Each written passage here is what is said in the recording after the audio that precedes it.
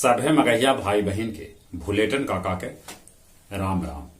आथिन मगहिया खबर में सुनथिन देश दुनिया के खबर। लोक आस्था के पर्व छठ पूजा के रंग में रंगाए लगल गांव से लेके शहर। अपने सभे के छठ पूजा के बधाई। उपराष्ट्रपति वेंकैया नायडू पटना पहुंचलन। उनका मुख्यमंत्री और राज्यपाल कैलन हवाई अड्डा पर स्वागत। पूर्वी चंपारण के पिपरा कोठी में देश के पहला पशु प्रजनन उत्कृष्टता केंद्र के करतन उद्घाटन। बिहार में कोरोना टीकाकरण के महाअभियान आज। केदारनाथ के कपाट जाड़ा के लेके बंद कर दिया गए। महाराष्ट्र के पूर्व गृह मंत्री देशमुख 14 दिन के न्यायिक हिरासत में। छपरा के हल्दी छपरा गांव में जाली नोट छापे वाला गिरोह धराए। 3,33,000 के जाली नोट बरामद। महाराष्ट्र के अहमदानगर में सिविल अस्पताल में के आईसीयू में लगल आग। 11 आदमी के मौत के खबर।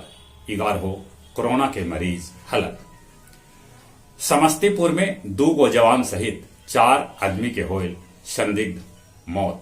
सभे कोई चाची के श्राद्ध क्रम के बाद एगो पार्टी में होलन हल शामिल। भूटान, मॉरिशस, थाईलैंड में पूर्णिया के केला से होए छठ पूजा। अफगानिस्तान के अंतरिम विदेश मंत्री पाकिस्तान के करतन दौरा। ब्रिटेन में अब 5 महीना में दिल जाए कोरोना के बूस्टर डोज। सिएरा लियोन में तेल टैंकर में आग लगे से 100 आदमी के मौत के खबर। अमेरिका के टेक्सास प्रांत के ह्यूस्टन शहर में संगीत समारोह में मचल भगदड़, जगह में 8 आदमी के मौत हो गए। आज गया जिला में चलावल जाए कोविड-19 टीकाकरण महाअभियान। घरे घरे जाके मोटरसाइकिल मोबाइल टीम करतन वैक्सीनेशन। मूर्ति विसर्जन के दौरान टनकुपा के बरतारा में डीजे बंद करावे के विवाद में ढेला ढुकुर के साथे गोलाबारी होयल, जगह में दरोगा जी के गोड़ में लगल गोली। मानपुर के बुधवा मेला में आयोजित कुश्ती प्रतियोगिता में पंजाब के पहलवान करमन रहलन अव्वल। पूर्व सांसद भागवती देवी के जगह जगह मनावल गये जयंती।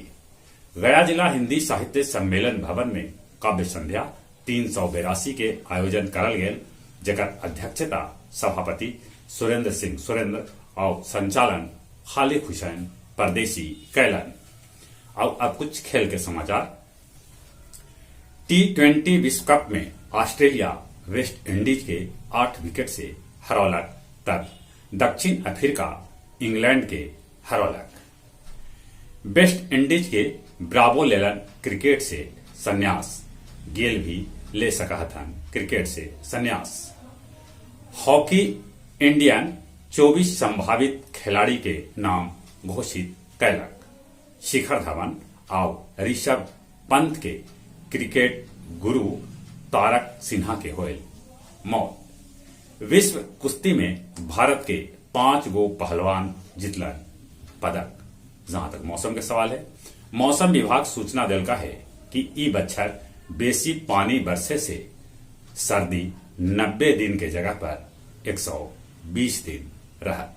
सर्दी से बचते, कोरोना से बचे लेल मुंह होना पर मास्क लगाते, सोशल डिस्टेंसिंग के पालन करते और जौन उम्र 18 बच्चर से ऊपरे है तब कोरोना के वैक्सीन जरूर लेते।